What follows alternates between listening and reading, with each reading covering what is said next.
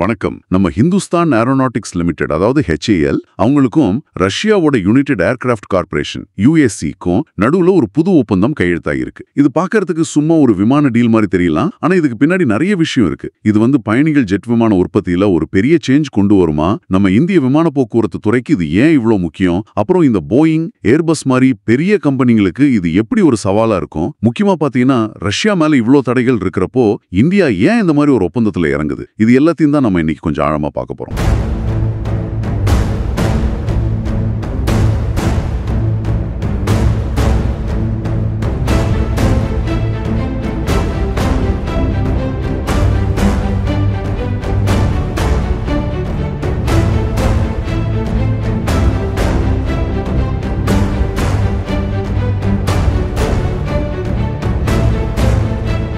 நம்ம HAL ரஷ்யாவோட UAC.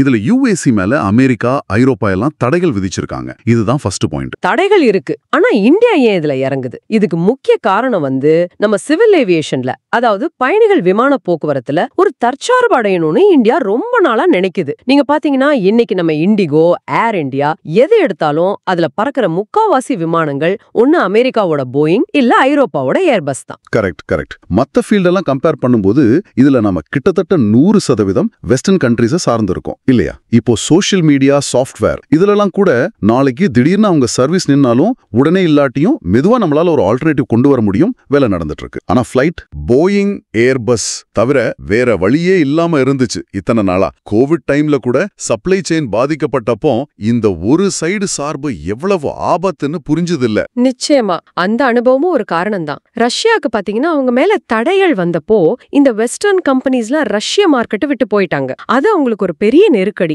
அப்போதான் அவங்க சொந்தமா சிவில் ஏர்கிராஃப்ட் தயாரிக்கிறதுல ரொம்ப தீவிரமா இறங்குனாங்க. இந்த UAC மாதிரி கம்பெனிஸ்லாம் இதுல முக்கிய பங்கு வச்சாங்க. அந்த டெக்னாலஜி இப்போ இந்தியாவுக்கு வர வாய்ப்பு இருக்கு. அப்போ இந்த ஒப்பந்தத்துல எந்த விமானத்தை பத்தி பேசுறாங்க? இதுல முக்கியமா பேசுறது ஷுகோய் சூப்பர் ஜெட் 100, அதாவது SJ100. இது ஒரு ரீஜனல் ஜெட், அதாவது ஷார்ட் மீடியம் டிஸ்டன்ஸ் பயணங்களுக்கு கரெக்டா இருக்கும். ஒரு 3000 கிலோமீட்டர் வரைக்கும் போகும். ஆனா கண்டம் விட்டு கண்டம்லாம் போக முடியாது. இது உள்நாட்டு பயணங்களுக்கு ரொம்ப ஆப்ட். இதுல சுமார் 103 சீட் இருக்கும். இது போயிங் 737, ஏர்பஸ் A320யோட சின்ன மாடல். 160, 180 சீட் கம்பேர் பண்ணா கொஞ்சம் கம்மி தான். ஆனா நீங்க சொன்ன மாதிரி உள்நாட்டு ரூட், பக்கத்து நாடுகளுக்கு போறது, குறிப்பா சின்ன நகரங்களை இணைக்கிற உடான் மாதிரி திட்டங்களுக்கு இது ரொம்ப யூஸ்ஃபுல்லா இருக்கும். அந்த மாதிரி ரூட்ல இவ்ளோ சீட்டே போதும். இந்த SJ100 இருக்குல்ல, இது ஆரம்பத்துல ஒரு சில வருஷம் முன்னாடி கிட்டத்தட்ட 70% பார்ட்ஸ் வெஸ்டர்ன் கண்ட்ரீஸ்ல தான் வாங்கினாங்கன்னு சொல்றாங்க. ஆனா ரஷ்யா மேல தடை போட்டதுக்கு அப்புறம் அவங்க இதை கம்ப்ளீட்டா மாத்தி இப்ப கிட்டத்தட்ட 100% ரஷ்யாவிலே தயாரிக்கிற மாதிரி பண்ணிட்டாங்களாம். இது அவங்க தடைகளை தாங்கும் விமானம், சாங்ஷன்ஸ் ப்ரூஃப் ஏர்கிராஃப்ட் அப்படின்னு சொல்றாங்க. இது பெரிய விஷயம் இல்ல. இது இந்தியாவுக்கு முக்கியம்னா, நாளைக்கு ஏதோ ஒரு காரணத்துக்காக இந்தியா மேல அமெரிக்காவோ ஐரோப்பாவோ தடை போட்டாலும் நம்ம டொமெஸ்டிக் ஃபிளைட் சர்வீஸ் நிக்காது. ஏன்னா இது ரஷ்யன் டெக்னாலஜி. இது ஒரு பெரிய செக்யூரிட்டி ஃபீச்சர் மாதிரி இல்லையா? ரஷ்யா நம்ம மேல தடை போட்ட ஹிஸ்டரியும் இல்ல. அப்போ இது நம்பி நம்ம ஏர்லைன்ஸ் ஓட்ட முடியும்னு ஒரு நம்பிக்கை வருது. அதேதான். இதுல யூஸ் பண்ற இன்ஜின் பேரு TD8. அதுவும் ரஷ்யால செஞ்சது. இதை இன்னும் மேம்படுத்தவும் பிளான் இருக்குன்னு சொல்றாங்க. இந்த கம்ப்ளீட் ரஷ்யன் வெர்ஷன் SJ100ஓட மாஸ் ப்ரொடக்ஷன் 2024ல தான் ஸ்டார்ட் ஆயிருக்கு. சோ இது லேட்டஸ்ட் டெக்னாலஜி தான். அப்போ இந்த போயிங், ஏர்பஸோட ஆதிக்கத்துக்கு அந்த டியோபலிக்கு ஒரு பெரிய சேலஞ்சுன்னு சொல்லலாமா? குளோபலா பார்த்தா 90% மார்க்கெட் அவங்க கிட்ட தான் இருக்கு. இந்தியாவும் சரி, சைனாவும் சரி இதே மாதிரி முயற்சி பண்றாங்க. அவங்க காமாக் C919 ஒரு விமானம் செஞ்சு உள்ளூர்ல யூஸ் பண்ண ஆரம்பிச்சிட்டாங்க. பெரிய விமானங்கள், அதாவது வைட் பாடி, கண்டம் விட்டு கண்டம் போற விமானங்கள்ல அவங்க ஆதிக்கத்தை உடைக்க இன்னும் டைம் ஆகும். அது டெக்னிக்கலா ரொம்ப காம்ப்ளெக்ஸ், சர்டிபிகேஷன் வாங்குறதும் கஷ்டம். ஆனா இந்த ரீஜனல் ஜெட் செக்மெண்ட்ல SJ100 மாதிரி விமானங்கள் கண்டிப்பா ஒரு மாற்றத்தை கொண்டு வரும். இது ஒரு நல்ல மார்க்கெட் ஷேர். இந்த மாற்றம் அமெரிக்கா, ஐரோப்பிய கம்பெனிகளுக்கு ஒரு மெசேஜ் மாதிரி இல்ல. இனிமே மார்க்கெட் ஃபுல்லா உங்களுக்கு இல்ல, புது போட்டியாளர் வராங்க அப்படிங்கிற மாதிரி. இது வெறும் விமான உற்பத்தி பத்தின விஷயம் இல்ல, இது ஒரு ஜியோ பொலிட்டிக்கல் மூவ் கூட.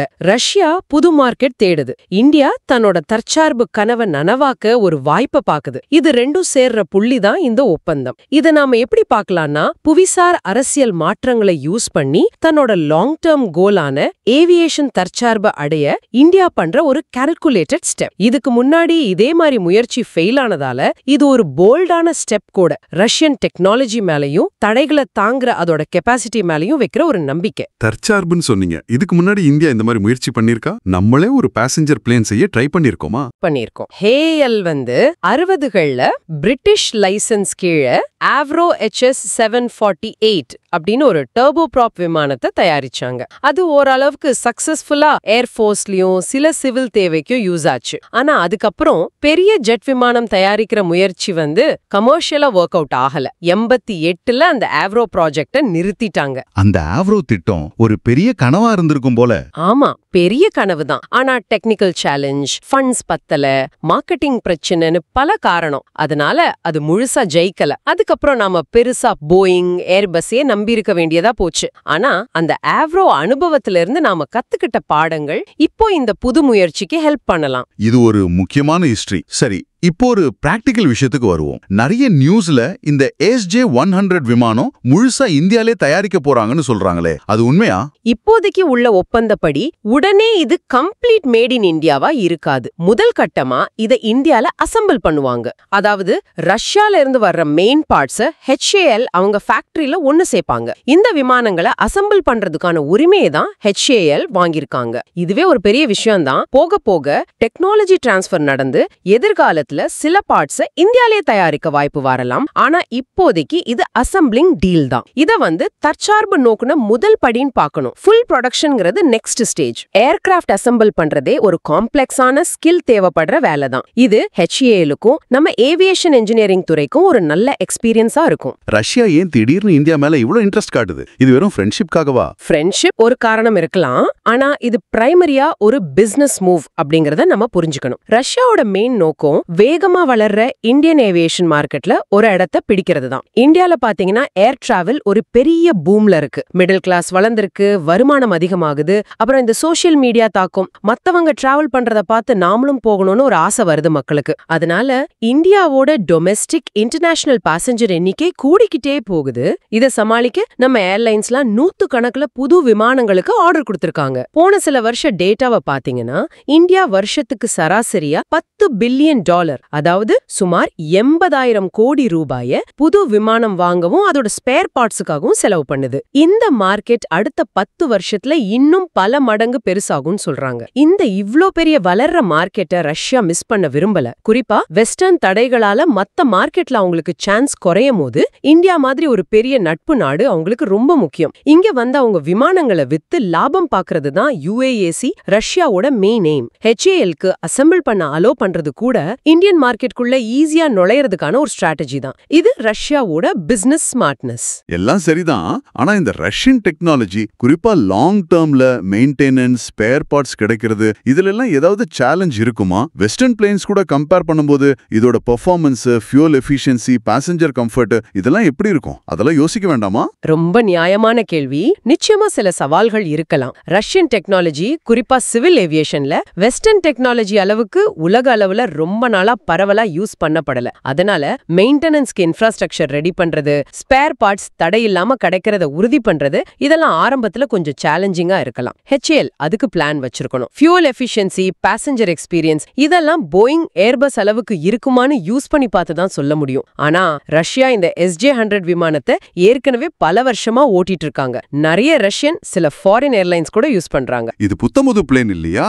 இல்ல, இதோட பழைய வெர்ஷன்ஸ் நிறைய வெஸ்டர்ன் பார்ட்ஸ் வச்சிருந்தது. 2011 இருந்தே சர்வீஸ்ல இருக்கு.